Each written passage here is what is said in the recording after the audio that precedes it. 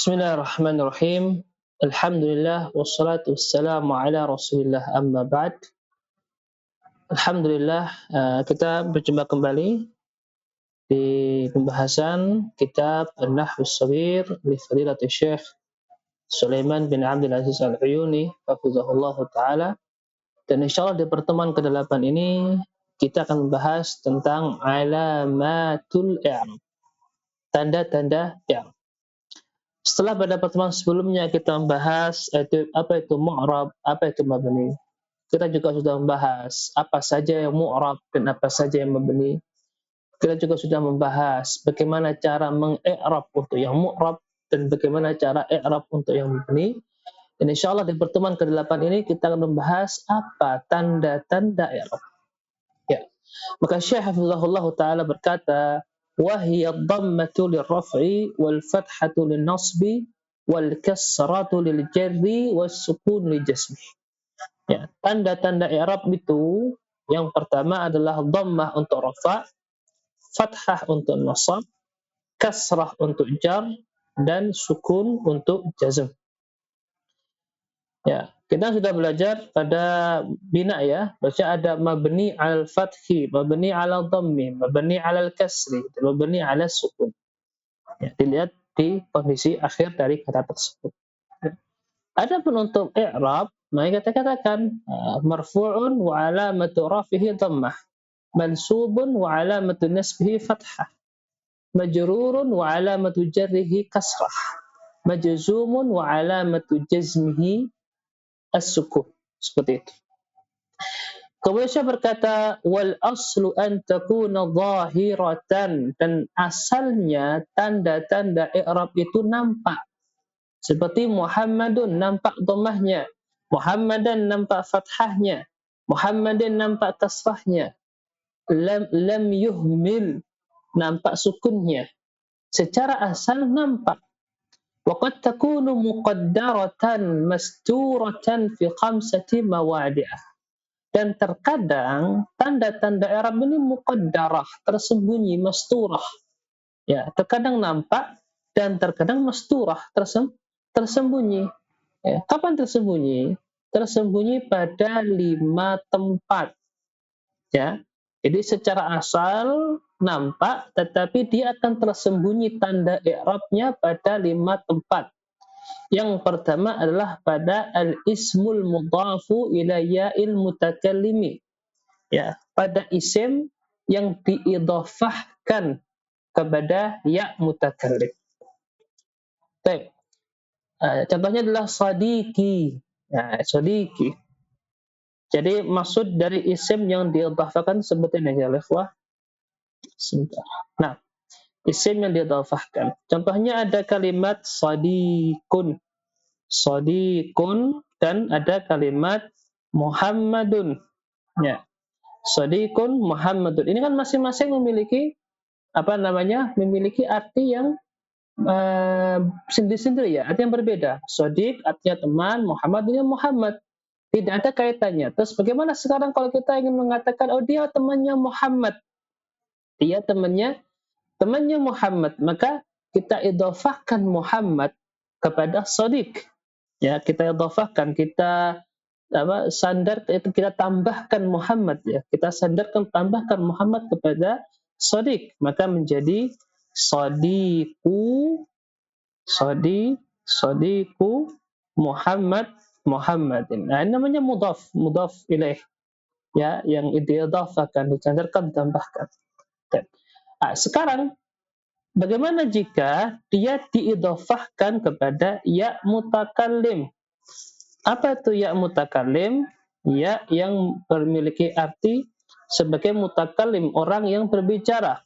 Mutakallim. Ya, artinya kepunyaanku. Nah, seperti itu. Artinya ya mutakallim itu adalah kepunyaanku. Mutakallim. Ya. Contohnya adalah kalimat Sadiq, teman. Ya, teman dan saya. Ya, teman dan ana. Maka kita nggak mengatakan sadiqun ana. Ya. Kita kalau ada sadiq plus ana, itu kalau digabung bukan sadiqun ana, la, tetapi ya bukan sodikun ana, ya salah. Tapi yang benar adalah dia diidhafakan kepada ya mutakallim. Menjadi apa? Ya, jawabannya menjadi sodiki, seperti itu. Sodiki, temanku, ya. Contoh lain, qalami, penaku. Contoh lain, kitabi, kitabku. Contoh lain, ismi, namaku. Seperti itu ya. Ah, ya inilah yang disebut dengan yaul mutakallim. Ya, ya ini yang disebut dengan apa? Ya mutakallim. Ya, namanya apa? Yaul mutakallim. Nah, ini namanya kondisi diidhofahkan, mudhaf ila ya mutakallim. Ya, diidhofahkan kepada ya mutakallim. Baik, maka pada kondisi seperti ini i'rabnya itu tidak zahir atau tanda i'rabnya itu tidak nampak, ya, tapi tersembunyi. Tanda i'rabnya apa? Tersembunyi. Ya. Contohnya ya, hadza sadiqi. Contohnya hadza sadiqi. Nah, ada sadiqi. Contoh lain mungkin yang bisa kita gunakan uh, apa? Contoh kita bisa memakai gini aja. Ja'a sadiqi. Nah, kita tahu bahasanya ja'a itu apa i'rabnya? Nah, coba di i'rab ja'a. Ja'a itu ya, kita i'rabnya dia adalah fi'il. Al-fi'lu al-fi'lu al-madhi. Nah, kalau fi'il madhi maka apa? Mabni ala al-fath. Nah, karena dia nggak punya tanda i'rab, kita katakan la mahalla lahu minal i'rab. Nah, sekarang permasalahan berikutnya adalah sodiki. Bagaimana mengi'rab sodiki? Sodiki, maka dia isim yang berperan sebagai pelaku atau subjek. Bahasa Arabnya apa? Fa'il. Kalau fa'il pasti apa? Pasti marfu'. Wa alamatu raf'ihi apa? Dhammah. Kalau dhammah mana? Nggak ada dhammahnya kan? Sodiki. Kan nggak ada dhammahnya. Ya, asalnya tuh sodikui. Asalnya adalah apa? Sodikui. Tapi kan mengucapkan sodikui itu kurang tepat. Karena harokat yang cocok dengan ya itu adalah kasrah. Ya, maka dirubah menjadi sodiki. Bukan sodikui, tapi sodiki. Ya. Oleh karena itu kita katakan apa? Wa alamatu rafihi dhammah. Tetap dhammah tapi muqaddar. Dhammahnya tersembunyi, tidak nampak. Ya, tinggal nambahkan kalimat muqaddarah saja. Ya, tinggal menambahkan kalimat apa? Muqaddarah. Kalau nampak sudah, kalau nampak. Kita katakan wala mutrafi dhammah selesai. Ya, tapi kalau nggak nampak seperti sadiqi, kita katakan dhammah muqaddarah. Baik. Kemudian Syekh mengatakan yang kedua adalah wal ismul maksur. Nah, yang kedua adalah isim maksur. Apa itu ismul maksur? Ya, kita harus tahu. Ismul maksur itu adalah isim yang berakhiran dengan alif. Ya, isim yang berakhiran alif. Ya. Contoh isim maksur, sebenarnya katakan saya di sini apa? Isim maksur contohnya al-fata. Ya, contohnya adalah al-fata. Al-fata. Di sini al-fata kan kita tahu, al-fata dia berakhiran apa? Nah, ini namanya alif ya, bukan ya. Kalau ya itu ada titiknya. Ini namanya alif. Ya, ya al-fata. Contoh lain adalah apa?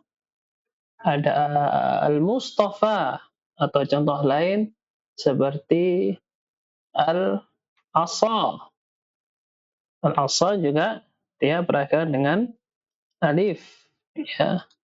Kemudian ada lagi contoh lain seperti al-Mustash, mustash, mana ini? Mustashfa, ya, al-Mustashfa. Al-Mustashfa harokatnya apa? Akhirannya alif. Nah, inilah yang disebut dengan isim maksur.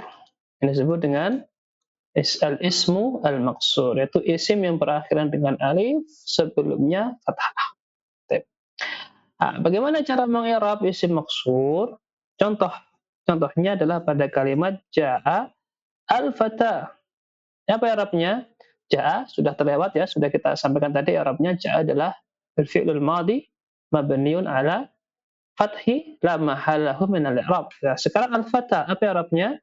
Al-fata ini isim yang berperan sebagai pelaku atau subjek. Maka katakan al-fata fa'ilun marfu'un wa alamatu raf'ihi apa? Dhammah. Iya, karena fa'il pasti marfu', dan marfu' salah satu tandanya adalah dhammah. Nah, pertanyaan sekarang, kalau dhammah, mana dhammahnya? Al-fata enggak ada dhammahnya. Al-fata akhirnya sukun. Nah, kita jawab ada dhammahnya, tapi dhammahnya apa? Muqaddarah. Loh, kenapa dia muqaddarah? Kenapa kok dhammahnya enggak nampak? Karena akhirnya alif. Dan alif tidak bisa menerima harakat. Ya, alif tidak bisa menerima harakat. Alif pasti berharakat sukun. Ya, oleh karena itu kita katakan wala mutarafi ad-dhammah al-muqaddarah. Ya, karena tidak mungkin menampakkan dhammah pada alif. Karena alif tidak bisa menerima harakat. Baik. Kemudian saya mengatakan yang ketiga adalah al-ismul manqus. Ya, al-ismu, ya, al-ismu al-manqus. Isim manqus. Isim manqus itu apa? Isim yang berakhiran ya dan sebelumnya berharokat kasrah.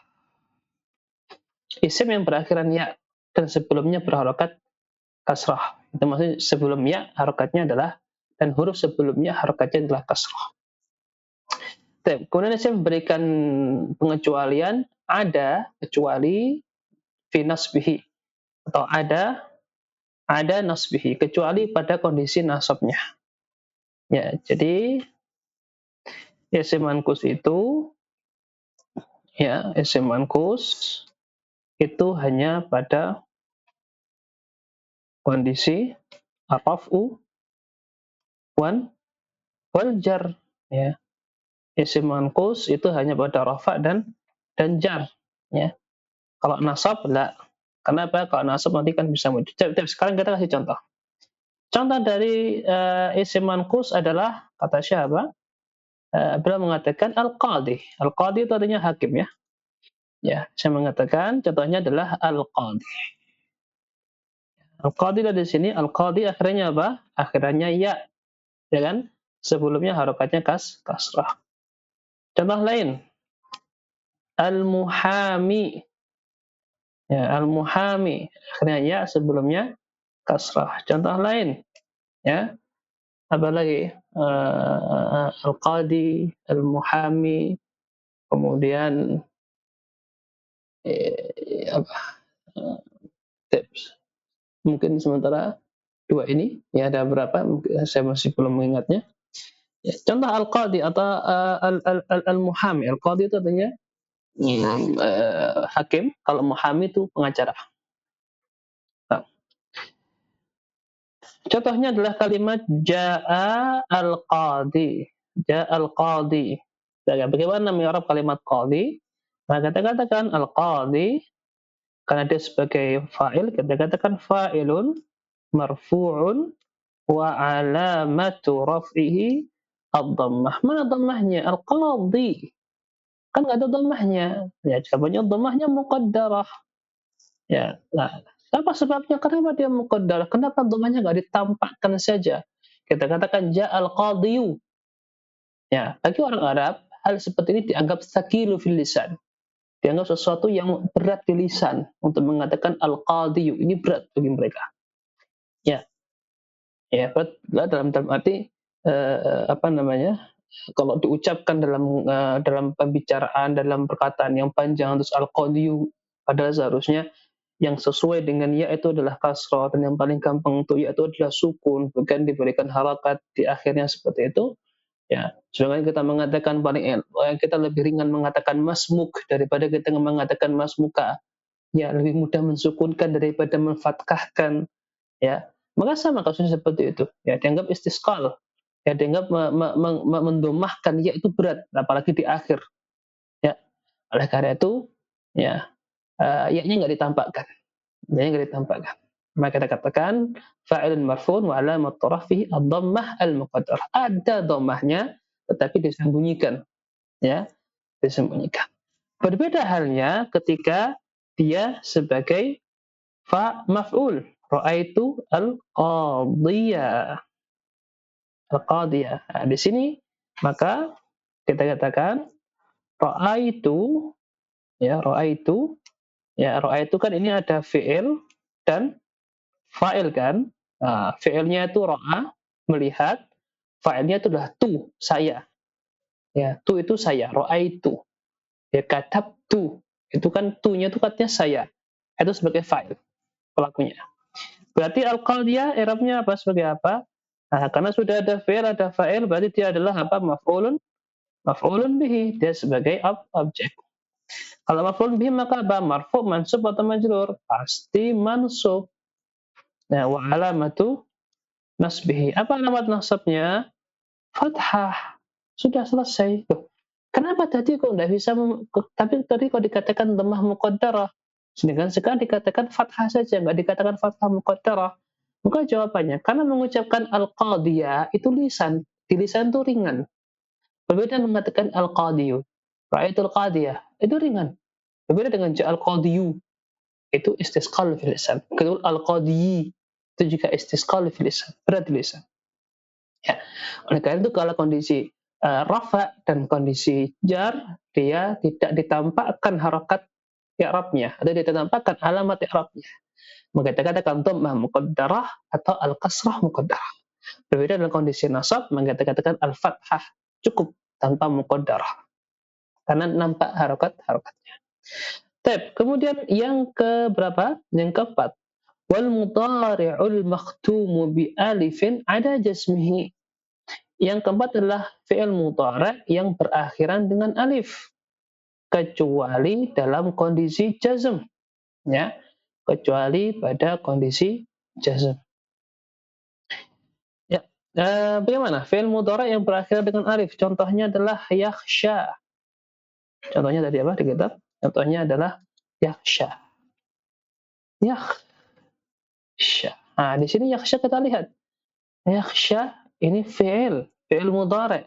Akhirannya adalah alif. Ya. Maka kita tidak mengatakan dia sebagai maksur. Perhatikan ya, maksur itu pada isim. Sedangkan yakhsha itu adalah fi'il. Maka kita katakan i'rabnya yakhsha adalah al-fi'lu al-mudhari'u, ya, apa? Mubni atau mu'rab? Mu'rab. Mu'rabnya apa? Marfu', mansub atau majzum? Marfu'. Fi'lu mudhari' marfu'un wa alamatu raf'ihi apa? Dhammah, atau kalau rafa pasti dhammah ya. Katakan dhammah. Loh, mana dhammahnya enggak ada?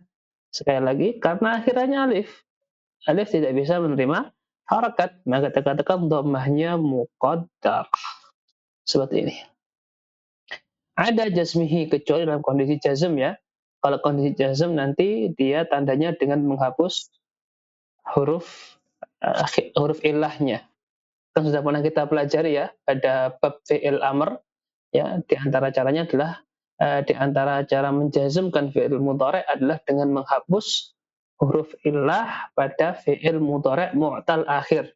Pada fi'il mudhari' yang akhirannya huruf ilah. Ya, huruf ilah ada 3, alif, wawu, ya. jika suatu fi'il mudhari' berakhiran dengan huruf illah kemudian dijazmkan, maka jazmnya tidak dengan sukun, tapi jazmnya adalah dengan menghapus huruf illah yang berada di akhirannya. Contohnya seperti ini, kita mengatakan yakhsha, kalau saya katakan lam yakhsha. Jadi seperti ini.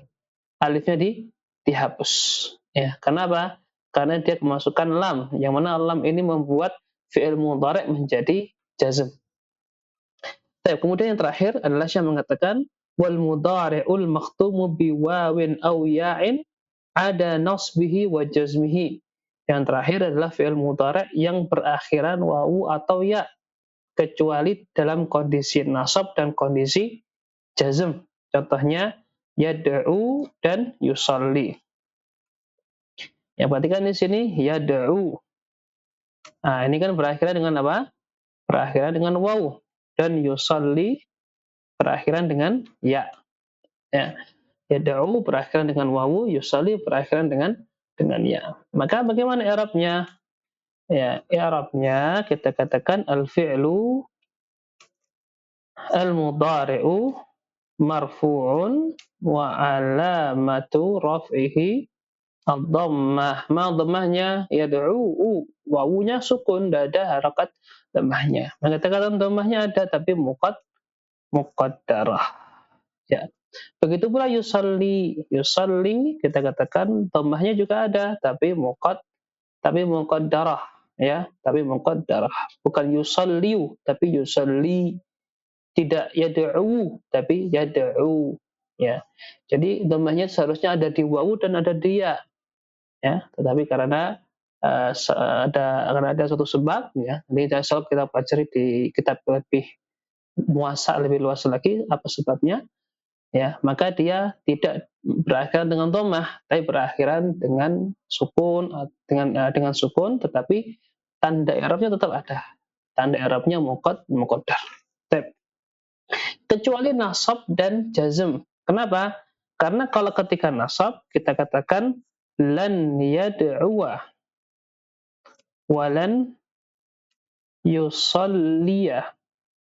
Ya, harakatnya tidak muqaddarah tapi harakatnya nampak. Ini ketika apa? Ini ketika nasab. Kalau ketika jazm lam yad'u walam yusalli. Ya, ini pada kondisi apa? Jazm. Kalau kondisi jazm dengan dihapus huruf ilahnya. Kalau kondisi nasab dengan memfathahkan akhirannya, ya. Jadi pada kondisi nasab atau jazm, ya, fi'il mudhari'nya yang berakhiran dengan wawu dan ya atau dengan alif yang tadi, ya, dia dhahir. Tandanya nampak, tidak tersembunyi. Baik. Kemudian Syekh berkata, nahwu yad'u wa yusalli. Insyaallah ini yang bisa kita sampaikan di pertemuan yang ke-8 ini. Adapun yang berkaitan dengan tanda asli dan tanda far'i, insyaallah akan kita bahas di pertemuan berikutnya. Biidznillah azza wa jalla. Wa sallallahu ala nabiyyina Muhammad subhanakallahumma rabbana bihamdika asyhadu an la ilaha illa anta astaghfiruka wa atubu ilaik. Baik, ada sedikit yang terlewat, ya. Itu tugas untuk pertemuan ini. Perhatikan, yang pertama silahkan di i'rab kalimat kalimat yamshi, ya, kalimat yamshi, apa i'rabnya? Yamshi Muhammad ila suk. Yang kedua, apa i'rab dari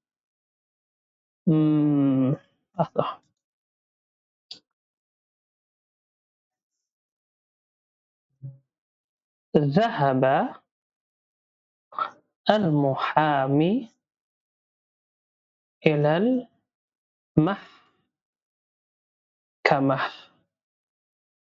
Ya. Yang ketiga,